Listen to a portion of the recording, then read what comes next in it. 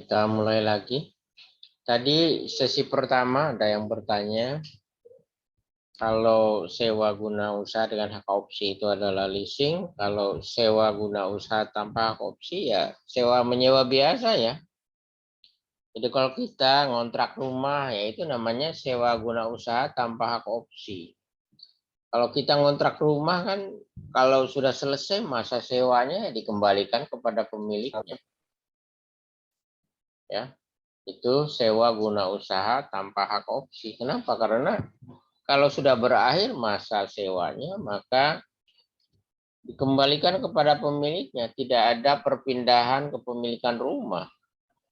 Kalau yang namanya ngontrak rumah yang begitu. Yang ngontrak lah ya. Sewa kendaraan juga kan begitu. Sewa kendaraan 2 tahun misalnya. Ya setelah 2 tahun selesai ya harus dikembalikan kepada yang menyewakan. Itu sewa menyewa biasa saja. Sehingga disebutnya sewa guna usaha tanpa hak opsi.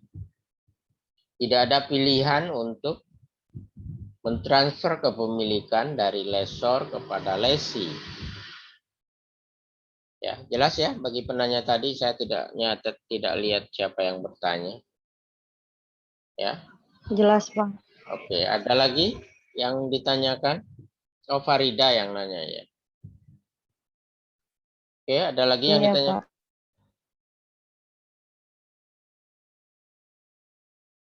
Nah, sekarang bagaimana aspek perpajakan pada financial lease dan operating lease ya. Karena kita di jurusan perpajakan maka kita harus paham betul bagaimana aspek perpajakannya. Untuk sewa guna usaha dengan hak opsi atau financial lease, bunga yang dibayarkan tidak terhutang PPh pasal 23. Ini seperti pada Undang-Undang Pajak Penghasilan, Undang-Undang Nomor 7 Tahun 83, contoh Undang-Undang Nomor 36 Tahun 2008 ya, pada pasal 23 ayat 4 bagian B. Ya. Bunga yang dibayarkan itu tidak terhutang PPh pasal 23. Saya mau tanya, kalau kita membayar angsuran plus bunga, ya, siapa yang terhutang? Yang biasanya ya bunga itu kan termasuk di dalam, kalau bunga banget pasal 4 ayat 2 ya. Nah, kalau bunga ini kan termasuk di dalam PPh pasal 23. Nah, khusus untuk sewa guna usaha dengan hak opsi, maka ya bunga yang dibayarkan itu tidak terhutang PPh pasal 23. Artinya apa? Pembayar atau pemberi penghasilan itu tidak harus memungut bunga. Tidak harus memungut pajak. Ya, tidak harus memungut pajak PPh pasal 23. Ya. Ini ketentuan di dalam Undang-Undang Nomor 7 Tahun 83 Pasal 23 ayat 4 bagian B. Jadi kalau kalian ngeredit motor lalu bayar angsuran, jangan Pak, sebagian saya minta lagi uangnya untuk pajak atas bunga. Nggak bisa ya, karena memang tidak terhutang PPh. Bisa difahami ya teman-teman? Ya. Jadi pembayar tidak perlu memungut ya PPh pasal 23 atas bunga yang dibayarnya. Sementara penerima penghasilan atau lessor ya tidak terhutang PPh karena dia memperoleh bunga dari lessee. Itu ya teman-teman. Lalu B, angsuran pokok dapat dipakai sebagai pengurang penghasilan bruto.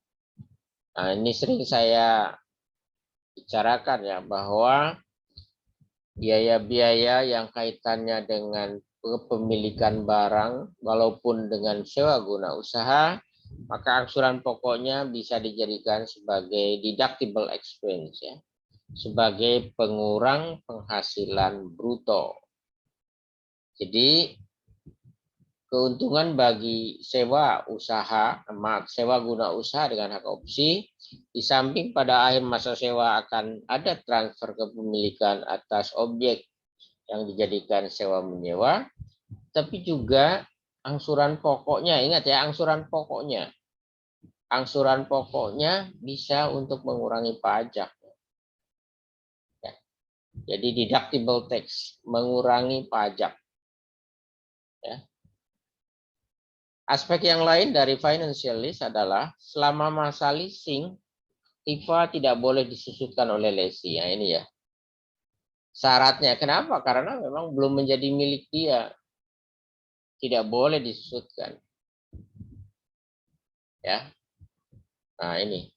Tidak boleh disusutkan. Nah, nanti akan ada masalah kalau tidak disusutkan terus bagaimana? Toh mobilnya dipakai, toh rumahnya dipakai, rusaknya kan sama gitu ya. Nah, ini nanti akan ada jalan keluar ya atau praktek-praktek yang terjadi di dunia usaha. Baik, ada pertanyaan tentang financial lease atau sewa guna usaha dengan hak opsi?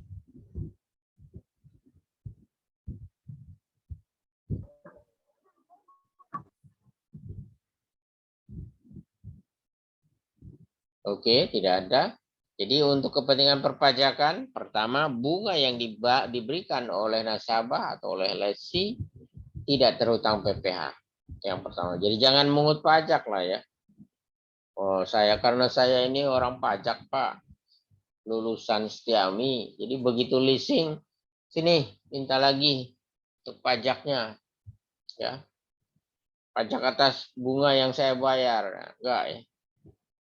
Jadi karena ada ketentuan pasal 23 ayat 4 bagian B menyatakan bahwa bunga yang dibayarkan kepada perusahaan leasing atau lessor tidak terhutang PPh pasal 23. Baik, sekarang untuk operating lease.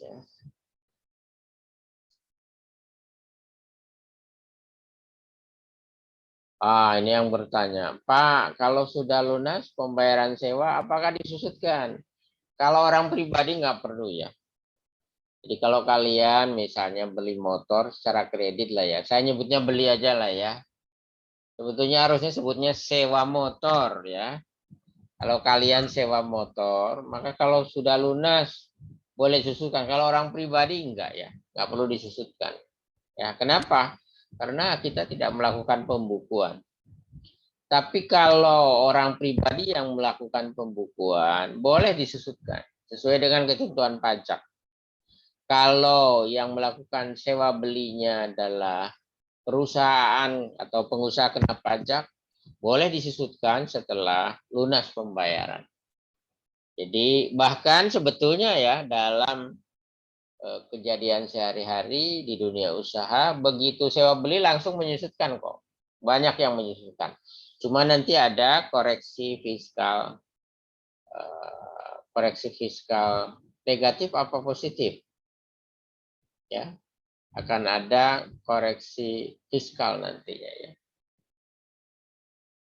Koreksi fiskal ya. Kenapa? Karena dengan disusutkan kan tidak boleh. Nanti harus ada koreksi fiskal positif ya. Baik, teman-teman. Jadi lo kalau gitu udah selesai masa sewa, apakah disusutkan? Ya disusutkan. Sesuai dengan ketentuan pembukuan ya. Bisa menggunakan metode garis lurus atau metode saldo menurun ganda seperti aturan perpajakan.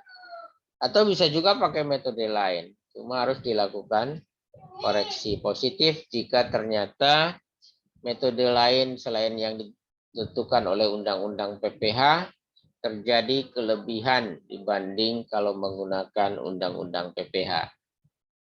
Ya. Baik, yang kedua untuk operating lease ya. Sewa yang dibayarkan diakui sebagai biaya sewa dan dapat dijadikan sebagai pengurang penghasilan bruto. Ya. Nah, sewa yang dibayarkan itu diakui sebagai biaya sewa. Nah, masalahnya kalau sewa tersebut lebih dari 1 tahun atau lewat tahun, maka harus ada amortisasi atas biaya sewa itu. Ya, kenapa? Dengan lewat tahun otomatis harus ada pembebanan ke dalam laporan keuangan, terutama laporan laba rugi. Berapa yang masih menjadi perskot atau yang menjadi sewa dibayar di muka, dan berapa yang sudah menjadi biaya. Jadi harus ada prosedur adjustment di akhir periode agar ada matching cost with revenue ya. Ada apa ya? Pertemuan antara biaya dan penghasilan. Kenapa? Karena kalau sewa itu multi years ya, sewa operatingnya atau operating lease-nya itu multi years, maka harus ada alokasi berupa amortisasi atas sewa dibayar di muka yang dibebankan pada periode-periode di mana barang modal tersebut disewa. Ya. B, pembayaran sewa adalah objek PPh final ya untuk tanah dan atau bangunan ya. Pasal 4 ayat 2 ya untuk tanah dan atau bangunan. Sehingga nanti nyewa jika dia pengusaha kena pajak maka dia akan memungut PPh pasal 4 ayat 2. Penyewa ya ingat ya, pemberi penghasilan ya. Sementara kalau bukan tanah dan atau bangunan, maka penyewa akan memungut PPh pasal 23. Tapi ingat, penyewanya harus ya perusahaan atau badan usaha yang melakukan pembukuan atau orang pribadi yang melakukan pembukuan. Ya. Tapi kalau bukan atau orang pribadi yang menyewa, maka dia tidak bisa memungut PPh pasal 23. Ya. PPh pasal 23-nya harus disetor oleh lessor. Paham ya teman-teman? Jadi PPh pasal 23 itu kalau penyewanya bukan pemungut pajak, maka PPh asal atas ya sewa menyewa tersebut harus disetor oleh lessor. Nah, tetapi kalau penyewanya adalah pemungut pajak, maka PPh pasal 23-nya dipungut oleh lesi. Begitu juga untuk PPh pasal 4 ayat 2, jika penyewanya adalah pemungut pajak, maka dia akan memungut PPh pasal 4 ayat 2. Pada saat apa? Pada saat angsuran atau pembayaran dilakukan. Ya, pada saat pembayaran dilakukan, maka lesi akan memotong berupa PPh pasal 4 ayat 2 dan atau PPh pasal 23. Ya. Poin C untuk operating lease sama sekali tidak boleh melakukan penyusutan atas barang modal. Karena barang modal tersebut bukan milik lesi.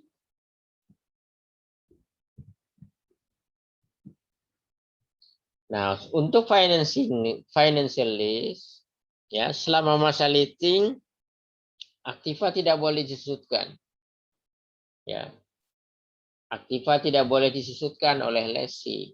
Tetapi kenyataannya di dalam prinsip-prinsip akuntansi di dunia usaha sering tetap disusutkan sehingga harus ada koreksi fiskal positif nanti di akhir masa pajak tertentu ya.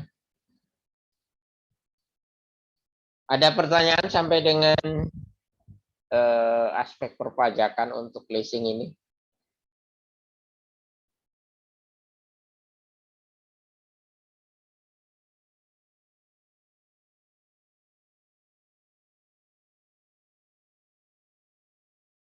Tidak ada? Mudah-mudahan sudah mengerti. Kita lanjutkan dengan gambar, teman-teman. Nah, ini kaitannya dengan PPN ya, teman-teman.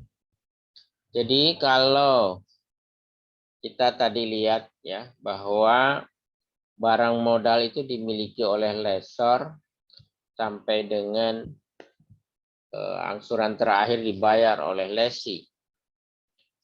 Kepemilikan hak ya, hak kepemilikan akan ditransfer dari lessor kepada lesi pada saat angsuran terakhir sudah dibayar.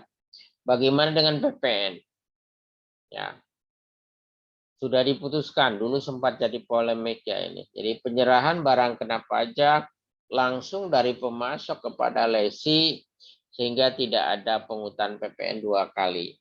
Padahal kalau dari prinsip bahwa pemilik barang modal adalah lessor, harusnya nih ada gambar nih ya.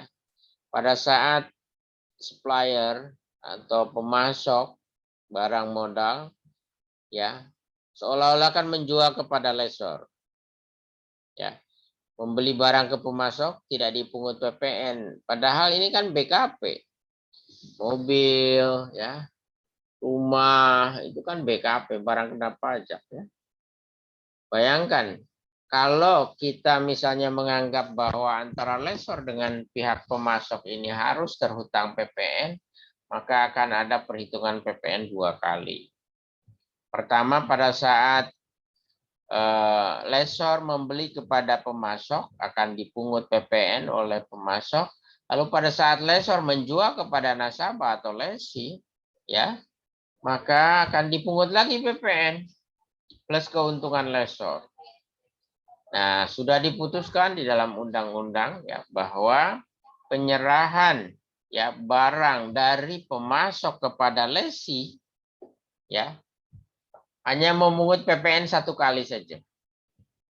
Tidak perlu seolah-olah ada pihak pemasok mungut dari lessor, lalu lessor mungut lagi kepada nasabah, seolah-olah ada PPN 2 kali. Tidak hanya sekali saja.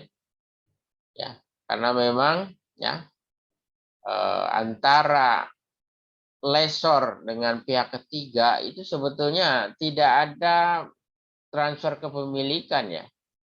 Walaupun secara undang-undang sebelum angsurannya lunas, barang modal tersebut masih milik lessor. Tetapi kenyataannya sekarang banyak ya penyerahan barang modal itu bukan kepada lessor tapi langsung kepada nasabah atau lesi. Sehingga terhutang PPN-nya hanya 1 kali pada saat pihak lessor menyerahkan barang kepada lesi.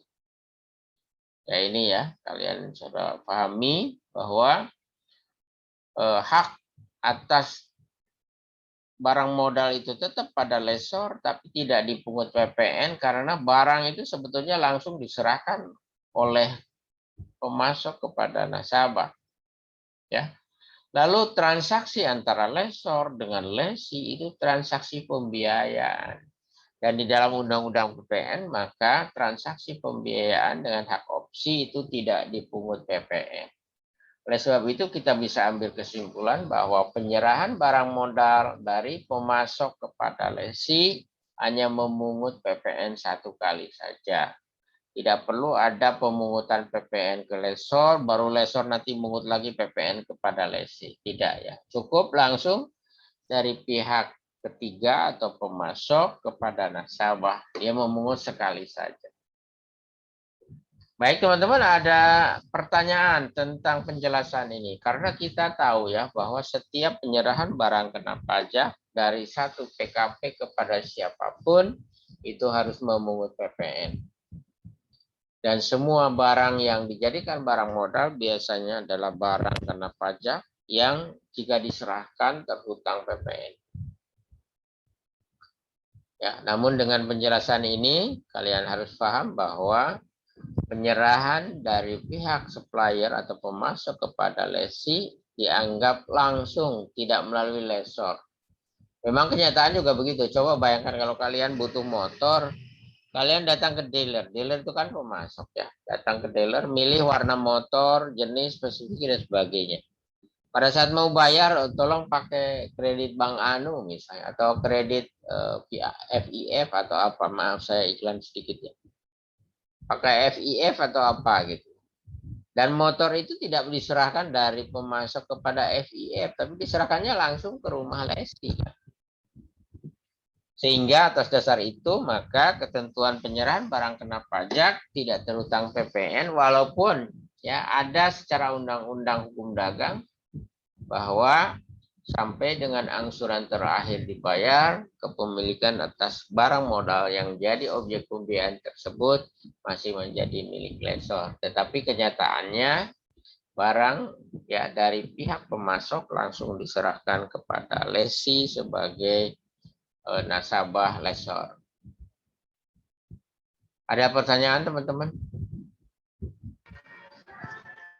Jadi itu Pak, kalau yang jualan motornya itu suppliernya. Jadi kalau lessor itu yang beri kreditnya gitu Pak. Lessor itu yang membiayai saja. Bagaimana? Lessor itu perusahaan pembiayaan ya, yang membiayai. Ya.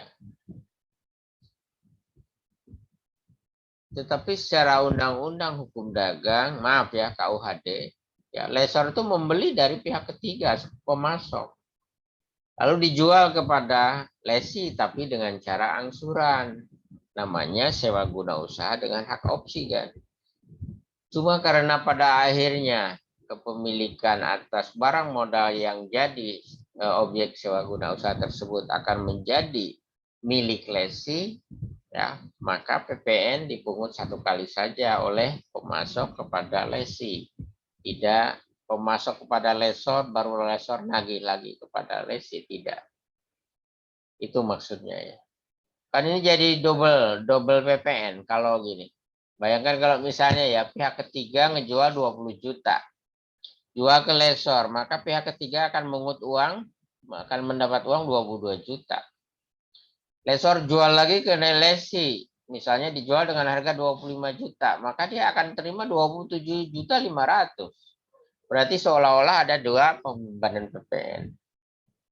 Ya, atas dasar itu, maka karena pada akhirnya barang modal itu akan berpindah dari lesor kepada lesi, maka pemungutan PPN cukup satu kali saja antara pihak pemasok dengan lesi.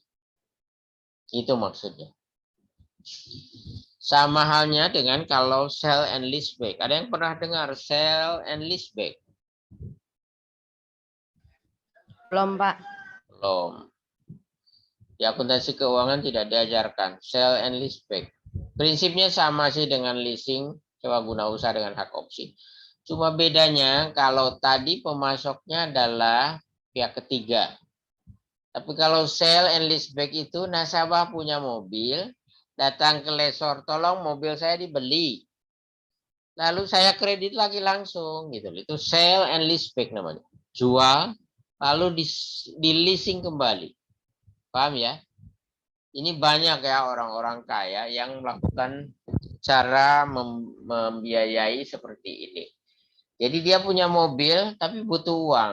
Datang ke perusahaan leasing, tolong mobil saya dibeli, tapi mobil saya bawa pulang. Saya tinggal BPKB-nya saja. Itu ya. Itu yang disebut sell and leaseback. Prinsipnya sih sama saja ya. Tidak ada penyerahan barang dari lesi kepada lesor pada saat posisi sell and leaseback. Ya. Kenapa? Karena memang lesor tidak berniat memiliki barang modal tersebut. Dia hanya melakukan pembiayaan. Oleh sebab itu, ya tidak terhutang PPN. Ya. Apalagi kan mobilnya mobil bekas pasti kalau sudah dimiliki oleh lesi.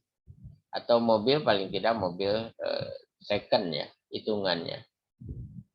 Ya, karena kenapa? Karena sudah dipungut oleh penjual pada saat lesi membeli ya. Jadi lesi membeli kepada pihak ketiga, 1 tahun butuh duit, lalu di sell and leaseback, itu yang disebut sell and leaseback ya. Dijual kepada lesor, lalu di leasing kembali, itu namanya sell and leaseback. Prinsipnya pencatatannya sama saja, ya nyatetnya, bagaimana angsurannya, bagaimana pencatatan bunganya sama saja. Cuma kalau tadi ya, kalau yang saya jelaskan tadi itu antara ada pihak ketiganya, kalau sell and leaseback itu hanya dua pihak ya. Nasabah, lesi, dan lesor aja. Tapi lesi yang punya barang modalnya milik lesi, tapi ada BPKB-nya, lalu lesi datang kepada lesor. Tolong mobil saya dibeli, tapi saya bawa pulang lagi mobilnya. Saya tinggal BPKB-nya di situ, ditahan sebagai bukti adanya pembiayaan. Dan yang dijadikan jaminan adalah mobil yang dibawa kembali oleh lesi. Ya. Mungkin kalian akan paham nanti kalau memang sudah melakukan ya. Sekarang juga banyak yang begitu. Ya. Banyak yang begitu. Rumah juga begitu ya teman-teman. Jadi orang sudah punya rumah atau rumah bikin sendiri, dibangun sendiri. Lalu datang ke bank. Tolong saya butuh uang KPR. Namanya KPR multiguna ya. KPR multiguna kalau di Bank BTN. Maaf saya sebut nama banknya ya. Jadi kita punya rumah, udah bertahun-tahun ditempati, lalu karena butuh uang kita datang ke bank. Tolong disediakan KPR multiguna, itu namanya sama dengan sell and leaseback. Dijual dulu kepada bank, Bank menghargai berapa lalu dibiayai. Beda dengan gade ya teman-teman. Kalau gade beda dengan leasing. Ya. Kalau gade itu beda dengan leasing. Kalau gade nanti ada fungsi denda, ada fungsi perpindahan hak secara otomatis kalau gade. Dari nasabah kepada lesor. Ya kalau gade. Ya, bahkan ada manfaat ya dari barang yang digadaikan yang dimiliki oleh penggade. Itu bedanya antara gade dengan leasing ya. Nah, gade itu dasarnya adalah pembayaran bunga juga sama. Cuma nanti akan ada ya misalnya lelang ya. Lelang dari pegadaian. Kenapa? Karena sampai dengan tenggat waktu yang ditetapkan ya orang yang menggadaikan tidak mengambil barangnya kembali. Ya, bedanya kalau gadai kan barangnya ditinggal. Saya punya mobil, saya gadaikan, mobilnya itu disimpan di pegadaian. Ya. Lalu kita pulang naik angkot. Kalau sell and leaseback nggak begitu. Saya punya mobil, saya datang ke perusahaan leasing, tolong mobil saya dibeli, tapi saya bawa pulang lagi. Tetangga nggak tahu kalau mobilnya udah dijual ke lesor. Taunya kan berangkat dari rumah, mobilnya dibawa, balik lagi ke rumah, padahal sudah dapat duit. Itu namanya sell and leaseback. Ada komentar teman-teman? Silakan. Bapak, ada nih Pak. Bapak, terus untungnya jadi lesor itu apa Pak? Kalau dia beli, tapi barangnya di orang gitu Pak. Ya untungnya harganya kan dinaikkan, terus ada bunga yang dihitung selama masa leasingnya. Untungnya kan itu. Jadi si nasabah itu jual. Jual. Terus abis itu nanti si nasabah tuh nyicilin lagi apa gimana sih Pak? Nyicil. Nyicil. Oh, Dia beli barang tunai. jadi Terus dijual kepada lesor. Lesor membeli tapi dibawa lagi oleh lesi. BPKB-nya ditinggal atau sertifikatnya ditinggal. Sertifikatnya dipegang oleh lesor. Bukti kepemilikannya ya BPKB dan sertifikat bisa ditinggal oleh lesi kepada lesor. Tapi mobilnya dibawa balik lagi sama lesi. Jadi kalau itu mah gengsi ya, nggak ketahuan sama tetangga. Berangkat bawa mobil, pulang juga bawa mobil itu juga. Itu namanya sell and leaseback. Keuntungannya apa? Pertama, lesor menaikkan harga jualnya. Beli dari lesi misalnya 100 juta. Dijual sama lesor 120 juta. Itu berarti kan pokok pembiayaan. Lalu 120 juta dihitung masanya berapa? Kalau masanya 36 bulan ya dihitung lagi bunga selama 36 bulan. Itu keuntungan dari lesor itu. Ya, Farida. Ada lagi yang terus itu mulai nyicilinnya itu bulan depannya setelah dikasih duit atau gimana Pak? bulan depannya. Bulan depannya. Oh gitu. Nah, ini kan pengalaman. Besok kalau punya apa-apa bisa itu di sell and leaseback kan. Ya. Jadi beli mobil tunai dulu dia. Beli mobil tunai. Lagi punya uang kan beli mobil tunai gampang. Udah gitu butuh duit. Mobilnya dibawa ke perusahaan leasing. Dijual. Dijual tapi dibawa pulang. Tetangga nggak tahu bahwa mobil itu sudah dijual sebetulnya. Jadi dia pulang tuh bawa mobil dan uang. Cuma BPKB-nya ditinggal di perusahaan di lesor. Biasanya itu Pak kalau yang nggak bayar gitu bisa ditarik gitu Pak. Nggak bayar angsuran, iya ditarik. Makanya kan ada mata elang, ada debt collector. Ya, mata elang itu kan orang yang khusus meneliti nomor motor atau nomor mobil di jalan. Jadi kalau ketahuan dikejar itu saya pernah melihat nangis itu. Mungkin yang pakai anaknya, bapaknya nggak bayar, di jalan ketemu mata elang, diambil. Suruh jalan kaki pulangnya naik. Asalnya naik motor, di tengah jalan diambil, paksa. Makanya sekarang kan jadi ribut, katanya tidak manusiawi. Sebetulnya kalau saya sih cenderung menyalahkan ya lesinya nggak bayar, tapi pengen make. Ya karena itu, kita itu nyebutnya beli motor, itu yang salah. Harusnya nyebutnya sewa motor, jangan beli motor. Yang namanya leasing bukan beli motor, itu sewa motor teman-teman ya. Namun ada hak opsi. Setelah masa sewa berakhir, maka akan terjadi transfer kepemilikan. Hak atas motor itu beralih dari lessor kepada lesi. Jelas ya teman-teman? Ini applicable sekali ya teman-teman. Kalian juga besok siapa tahu. Atau mungkin sekarang juga ada yang sedang kredit motor. Cuma nggak ngaku aja. Ini ada yang cowok nggak nih? Coba saya cek dulu. Ini ada yang cowok nggak? Siapa nih? Bentar. Iva, Susan, Farida, Diding. Pak Diding, sedang kredit motor enggak?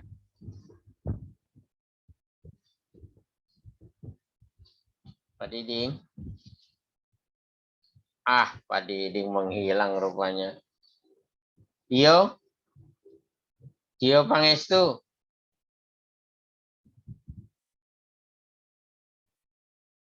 Dio Pangestu. Yang cowok kemungkinan ada yang sedang. Dadan, Mas Dadan. Halo Pak. Sedang kredit motor enggak? Kebetulan enggak Pak. Oh, betulan enggak ya. Coba siapa yang sedang kredit motor nih? Atau cewek ditanya nggak ada yang bilang tadi. Siapa nih? Cowok cewek semua. Nggak ada ya. Cowoknya cuma berapa orang? 3 orang. Oke, nggak ada lagi. Teman-teman ada yang ditanyakan lagi? Maksud saya kalau ada yang kredit motor kan nanti sekalian. Ya kita bukan membuka aib ya. Kredit motor itu pengertiannya jangan disebut beli motor. Itu yang penting harus kita pahami sebagai orang yang pendidikan ya.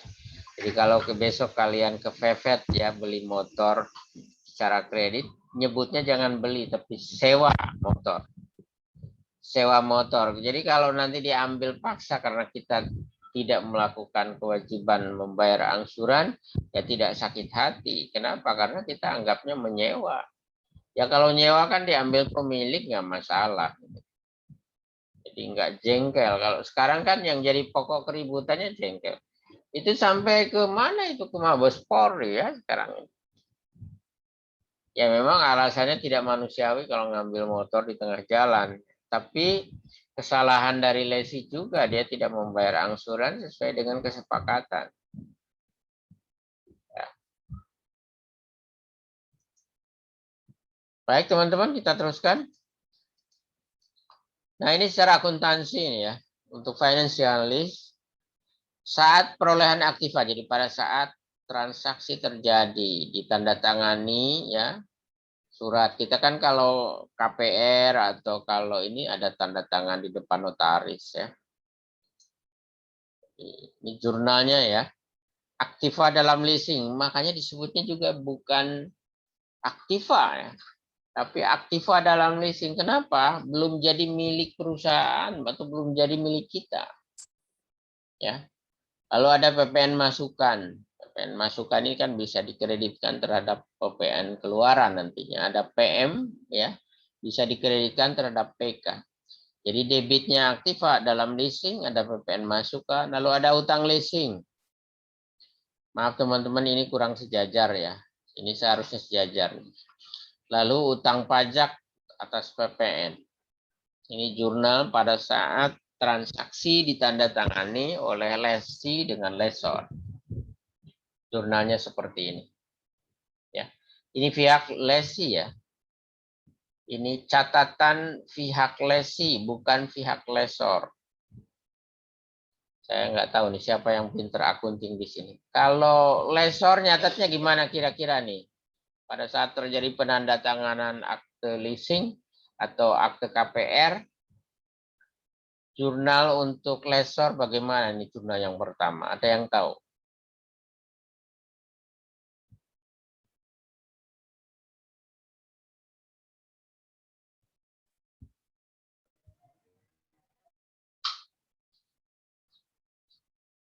Farida tahu?